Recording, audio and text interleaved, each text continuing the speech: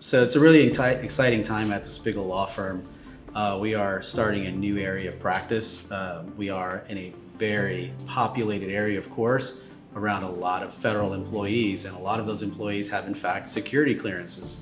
And that is an area that we've never taken on, but now with Mike Nealing and Mike Ludwig and others, we are going to be taking on these cases. So Mike, if you can please just kind of walk us through what that security clearance is entailing in terms of how an attorney would assist someone with security clearance issues. Right, absolutely. So if you were to have your clearance and it were to be suspended, revoked, denied for whatever reason, it's usually going to fall under one of about 18, 20 different guidelines. The attorney will assist you in mitigating so that you can seek to obtain your clearance back through the Defense Office of Hearings and Appeals. You'll receive a letter of intent or statement of reasons that will give you why your security clearance is being denied or revoked.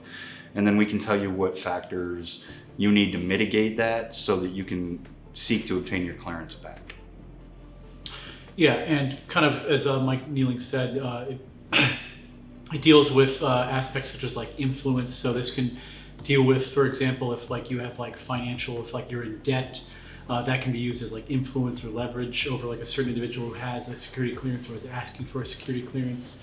It can also be like certain things in their past, like issues with maybe excessive drinking or things like certain influences that they have, or it can also be even like national origin, like if there's issues about a foreign influence over a certain individual who may have a security clearance or requesting it. Those are kind of the categories we work under, and so attorneys will help mitigate those things. So there's like a process in which you can like help either acknowledge and then like help mitigate those factors. And again, that can be something like being in debt or having some like connections that might be like used as foreign influence over an individual. So that's what we would look at, like both looking to mitigate, but also those are the categories of what typical like security clearance issues or why a security clearance might be revoked or might be denied to a certain individual.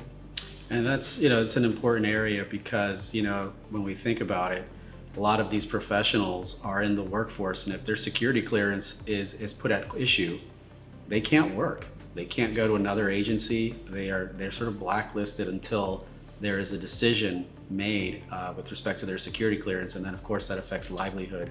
And so that goes hand in hand to what we do here at the Spiggle Law Firm. We are a plaintiff's firm. We represent employees.